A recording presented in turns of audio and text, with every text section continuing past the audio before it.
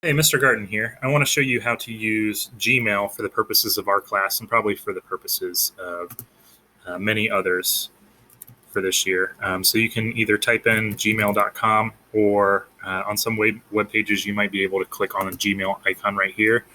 And if you're logged in, it will take you right to your Gmail account. So a lot of you are probably familiar with writing emails already, but I want to make sure that you're writing them in the correct form. And there are a few settings that I want to show you. So if you go up here and click on the wheel or the gear, it'll bring up some settings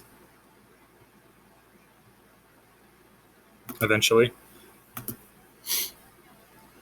There are some quick settings down here, but I want you to go to see all settings. And if you've got the time, you can kind of play around with all these and figure out what you're doing. But for our purposes right now, I just want to show you two things.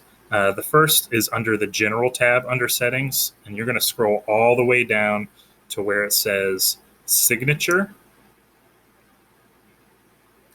And once you get there, you can actually create a signature. So you can just put your name in here and then click Create. Now, mine's already exists, but once you click Create, it'll say Benji Garten, and then you've got to come over here and put your name, not Benji's name, into the text box, and then you can kind of control how large you want it to be. If you just want it to be the same text as the rest of the email, just make it normal. You can play around with the font, and then once you're done, scroll all the way down and save your changes. And you've got a signature. So what that'll do is keep you from having to sign your name every time you write an email. The other thing that I want you to look at is in your Inbox tab. So if you go to Inbox, the very first thing here is categories. By default, I think a lot of our Gmail just has a primary tab, but you can check boxes to make social, any promotions. If you tend to get promotions from companies like I do, it'll go to its own tab, and then the updates tab I highly recommend. And make sure that once you've clicked on whichever boxes you want, you click Save Changes. And what this will do is when you go to your Gmail page, rather than having one primary account here with all of your emails, you're going to have 2, 3, 4, 5 different tabs. So your primary is going to be any emails that you get directly from people. These are like personal emails. Social will be if you're logged in on a social networking site with your school email for some reason. Those notifications will come through here.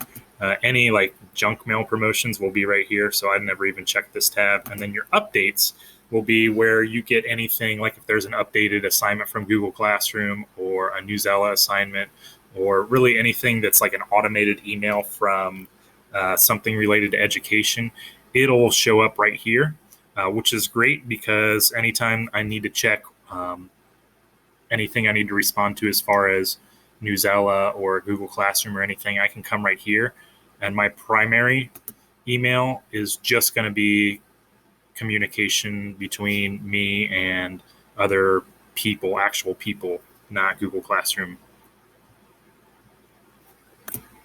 So feel free to mess around in the settings and see if there's anything else that works for you. But for composing an email, what you're going to want to do is come over here and press Compose, and it'll come up with a new email box. Now, for the purposes of our assignment, you are going to write me an email, and this is assignment number 1. So we're going to title it Assignment Number 1. The recipients are me. So this is my email address right here. And then over here, you see a CC and a BCC. If you don't know what those are, if you press on CC, you can put somebody else's email in there as well, like Mr. D.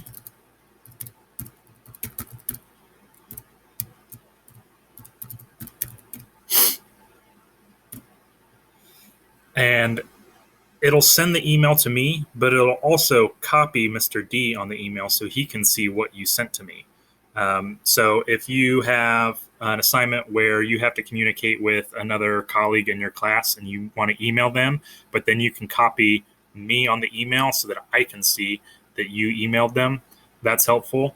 If you want to copy me on the email, but you don't want them to know, then you can hit BCC. And what that'll do is the same thing as a CC. It'll copy them on the email, but the person who you're sending it to will not know that they're being copied, if that makes any sense. And then once we get into the body of the text, you're going to start with your opening, which is something along the lines of, Dear Mr. Garten,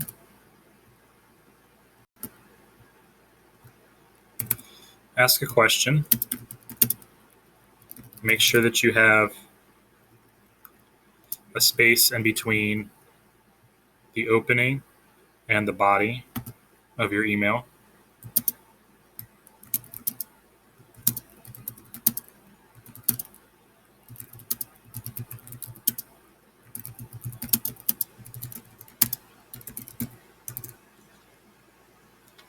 And then if you're going to start a new paragraph, hit enter 2 more times so that you've got separation from the above line.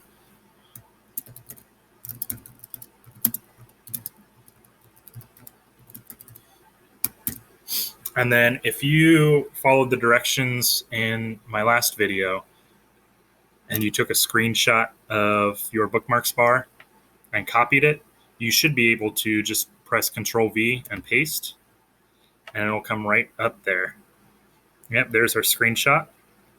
And then you can press enter again. That's really all you need for this email, so you can close it out.